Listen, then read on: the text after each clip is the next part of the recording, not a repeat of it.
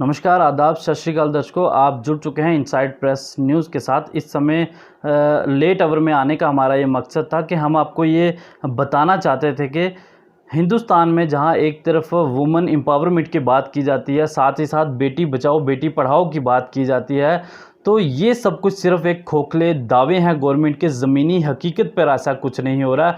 हमारी गवर्नमेंट तो ये दावे कर रही है, लेकिन जो निचली सतह पर जो ऑफिसर्स हैं, जो महकमा है मुतलका, वो इस चीज़ का पालन बिल्कुल नहीं कर रहे हैं। आपको बता दें कि राजौरी के अंदर हेल्थ विभाग की वजह से एक इंसानियत को शर्मसार करने वाला जो है एक किस्सा सामने आया है, हम आपको बताना चाहेंगे। सबसे पहले हम आपको ये बता दें कि जम्मू कश्मीर के ज़िला राजौरी के नौशहरा की सरहदी इलाके की एक लड़की, जिसने अपनी बच्ची को जो जन्म दिया, वो भी एक एम्बुलेंस के बीच में, वो भी किसकी वजह से वो हम आपको बताएंगे। अभी हमारे साथ जुड़ चुकी हैं वही लेडी जिनकी डिलीवरी जो है एम्बुलेंस के बीच में हुई, जिसके क्या कारण रहे, किन परिस्थितियों में ये सब कुछ हुआ, और बेटी बचाओ बेटी पढ़ाओ के दावे, वुमेन एम्पावरमेंट के दावे सिर्फ खोखले हैं, वो आपको यहाँ से पता चलेगा। आपका वेलकम है इनसाइड प्रेस न्यूज़ में। जी जी। तो मैडम जी, क्या बताएंगे क्या हुआ था आपके साथ और किन किन परिस्थितियों में ऐसा हुआ? मैं परमजीत कौर बोल रही हूँ। जी मैंने 27 को कोविड-19 का टेस्ट करवाया था। मुझे डॉक्टर ने लिखा था कि आपकी डिलीवरी है, 10 को सर्जरी होगी, तो आप ये टेस्ट करवा लो पहले। जी। तो मैंने ये टेस्ट करवाया तो 31 को मेरी रिपोर्ट पॉजिटिव आई थी। तो मुझे कोई मैसेज नहीं आया, कोई रिपोर्ट नहीं आई, सिर्फ फोन कॉल आई कि आपकी रिपोर्ट पॉजिटिव है। जी। तो फिर हमने नौशहरा कॉल की, बीएमओ को कॉल की। मैंने बोला कि मेरी कंडीशन नहीं है घर से बाहर जाने की, तो मैं तो 9 मंथ से कंप्लीट बेड रेस्ट पे हूँ, मैं कहीं बाहर गई नहीं हूँ, कहीं ट्रेवल नहीं किया, कुछ नहीं, मैं घर पे ही हूँ। जी। तो फिर बोलने लगे कि ऐसा कुछ नहीं, आपकी रिपोर्ट पॉजिटिव है तो आपको हम रजौरी में शिफ्ट कर रहे हैं। जी। तो मैंने बोला मेरी कंडीशन नहीं है घर से बाहर रहने की, मेरी डिलीवरी है, मैं तो घर पे ही सेव हूँ मैं। जी। तो उन्होंने बोला कि नहीं ऐसा कुछ भी नहीं है, आपको जाना पड़ेगा। मैंने बोला कि गवर्नमेंट का ऑर्डर है होम क्वारंटाइन करने का। जी। बोले ये सब कुछ नहीं है, ये फेक है, ये फेक है, ये कुछ नहीं, आप रजौरी में जाके बात करो। तो फिर उसके बाद फिर हमने एडीसी नौशहरा में कॉल की। जी।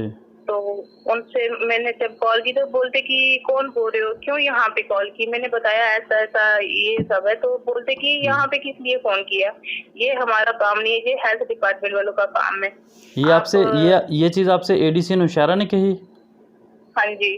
तो वो बोले कि यहाँ पे क्यों कॉल कर रहे हो, जो भी डिसाइड करते हैं तो बीएमओ डिसाइड करते हैं, आप उनसे बात करो। फिर हमने दोबारा उनको कॉल की। मैंने उनको बोला कि मेरी रिक्वेस्ट है, मेरी कंडीशन नहीं है घर से बाहर रहने की, तो मैं बाथरूम तक बहुत मुश्किल से जाती हूँ, मुझे अभी पेरेंट्स की जरूरत है, मैं इनके बिना नहीं घर से बाहर रह सकती। तो उन्होंने बोला कि ये सब कुछ ड्रामा, ये सब नहीं चलेगा, तो तेरी रिपोर्ट पॉजिटिव है तो तुझे जाना ही पड़ेगा। मैंने फिर भी बोला, मैंने बोला ठीक है चलो, मेरा एक पेरेंट्स तो मेरे साथ रहेगा ना। तो उन्होंने बोला कि कोरोना में तेरे साथ कौन रहेगा। जी। फिर 2 बजे मुझे कॉल आई दूसरे दिन, तो बोलने लगे कि अपनी पैकिंग कर लो, एम्बुलेंस आ रही है आपको लेने के लिए। मैंने फिर भी एम्बुलेंस वाले से बात की, मैंने बोला इधर आने की जरूरत नहीं है, मैं घर में सेव हूँ, तो मैं कहीं नहीं जाऊंगी। तो फिर भी एम्बुलेंस आई मुझे लेने के लिए, फिर मैं चली गई। मुझे बड़ा डराया धमकाया बीएमओ ने, बोलने लगे कि अगर तू नहीं जाएगी तो पुलिस आएगी, तेरे को लेके जाएगी, तेरे को मार पिटाई होगी, ये होगा। ये बीएमओ नौशहरा कहाँ के रहने वाले हैं? ये इनका नाम क्या है?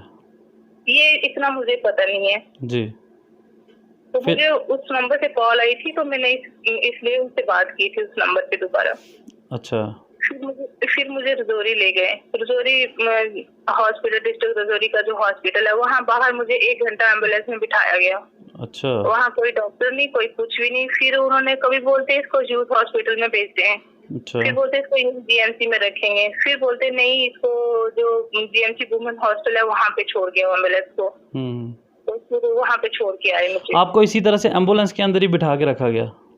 हाँ जी, 1 घंटा मुझे एम्बुलेंस में बिठाया गया। फिर उस ड्राइवर को बोला डॉक्टर ने कि आप इसको उधर छोड़ के आओ, नीचे उधर धनीतार वहाँ पे।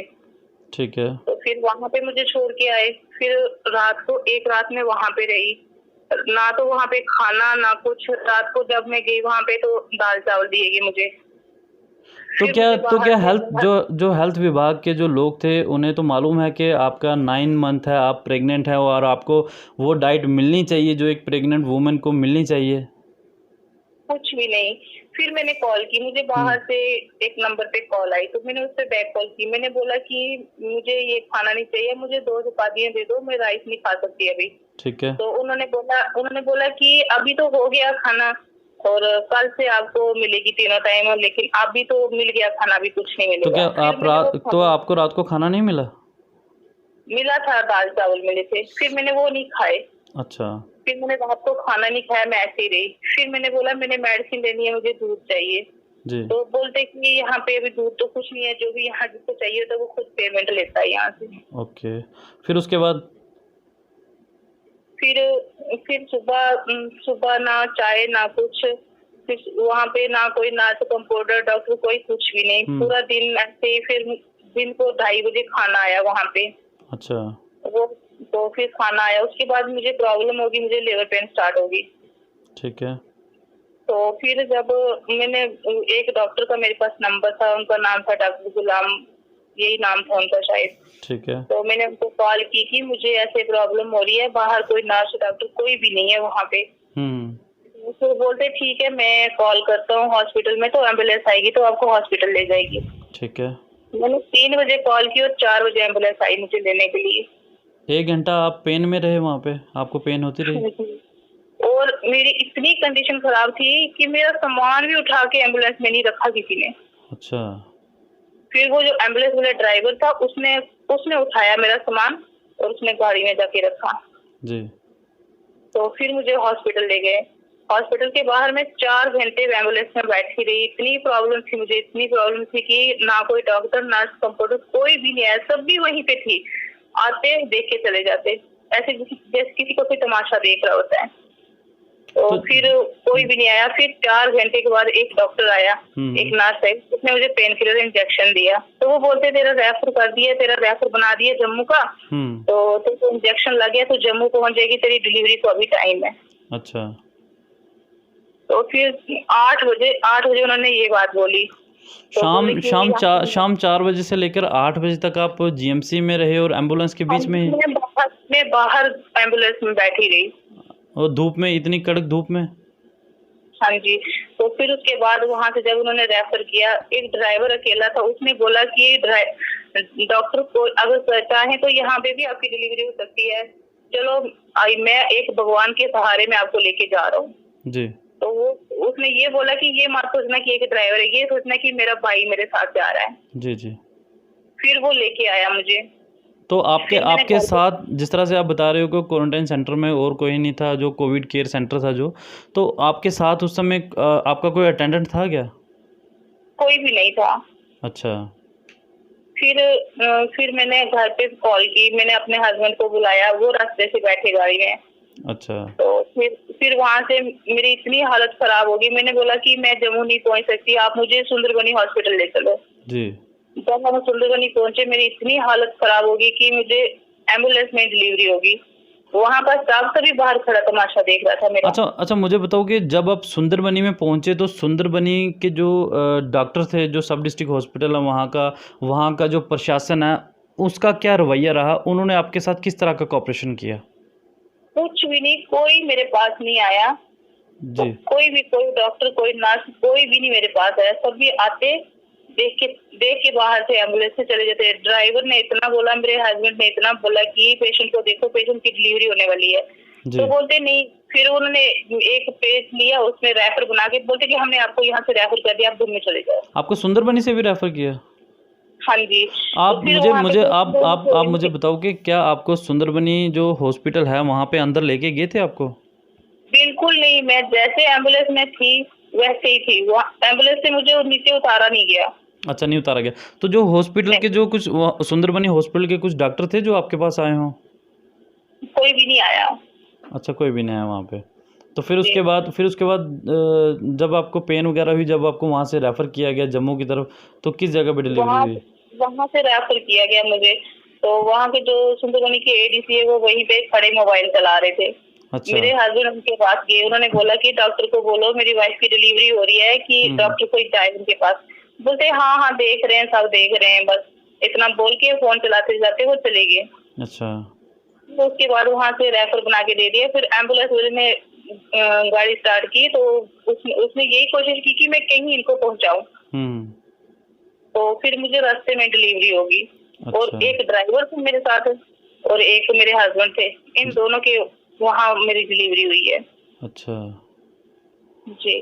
तो आपने कोई कंप्लेंट वगैरह ज़िला इंतज़ामिया राजौरी को की, डिप्टी कमिश्नर राजौरी के नाम कोई कंप्लेंट या फिर गवर्नर के नाम कोई कंप्लेंट आपकी तरफ से कि ये मैं जो यही इतना सब कहना कुछ हुआ है? चाहती हूँ कि जो मेरे साथ हुआ है ऐसा किसी लेडीज के साथ ना हो। जी। हाँ जी। आप मेरे को बताइएगा कि जिस तरह से कहा जाता है कि बेटी बचाओ बेटी पढ़ाओ, वुमेन एम्पावरमेंट की बात की जाती है, इतने बड़े बड़े दावे किए जाते हैं, क्या आपको लगता है कि ये सब कुछ खोखले दावे हैं? लेडीज का कुछ भी है, कोई वैल्यू नहीं है लेडीज की इनकी नजरों में। जी। तो क्या अपील करना चाहोगे डिप्टी कमिश्नर राजौरी से और ख़ास तौर पर जो हेल्थ विभाग के बड़े बड़े जो ऑफिसर हैं बड़े बड़े रैंक पे उन और ख़ास तौर पर हमारे जो लेफ्टिनेंट गवर्नर हैं जीसी मुर्मू जी, उनसे क्या अपील करना चाहेंगे आप? मैं यही कहना चाहती हूँ जो मेरे साथ हुआ है ऐसा किसी और के साथ ना हो, किसी की जान जा सकती है। जी, जी। तो बहुत-बहुत शुक्रिया हमारे साथ जुड़ने के लिए। तो हम भी ये प्रे करेंगे भगवान से कि आप भी सुरक्षित रहें और आपकी जो बच्ची हुई है वो भी सुरक्षित रहे और आप भी अपना ध्यान रखिए और अपनी बच्ची का भी ध्यान रखिएगा। बहुत-बहुत शुक्रिया हमसे जुड़ने के लिए।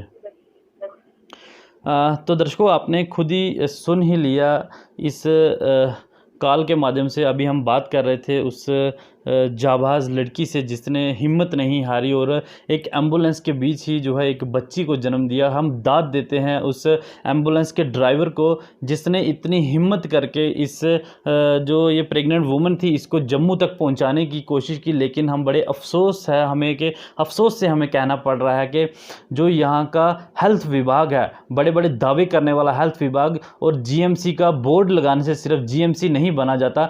जीएमसी के अंदर बड़ी बड़ी सर्जरीज़ यहाँ पे ऑपरेट होती हैं, बड़ी बड़ी सर्जरीज़ की जाती हैं। लेकिन बड़े अफसोस की बात है कि एक कोविड पेशेंट, एक कोविड से जूझ रही एक महिला और दूसरी तरफ एक प्रेग्नेंट वुमेन, और वो इस हालात में उसे यहाँ 4 से 8 बजे तक पहले जीएमसी राजौरी के अंदर रखा गया और उसके बाद उसे रेफ़र कर दिया गया। और सुंदरबनी के मुकाम पर जब ये लेडी पहुँचती है तो वहाँ पर भी इसका यही हाल रहा। सुंदरबनी में वहाँ पे भी इसे ट्रीट नहीं किया गया। आपने खुद ही सुन लिया इस महिला से कि जो भी वहाँ पर आया वो सिर्फ देखकर, तमाशा देखकर ही चला गया, लेकिन इस महिला के किसी ने हेल्प नहीं की। यहाँ से पता चलता है कि इंसानियत जो है ख़त्म हो चुकी है। और ख़ास तौर पर हेल्थ विभाग जिसका दायित्व बनता है कि वो एक मरीज़ को बचाए, डॉक्टर्स पर यकीन होता है कि ऊपर अल्लाह ताला भगवान खुदा के बाद जो बचाता है वो डॉक्टर होता है। लेकिन अब जो है लोगों का विश्वास हेल्थ विभाग से उठ चुका है, डॉक्टर्स पर से उठ चुका है।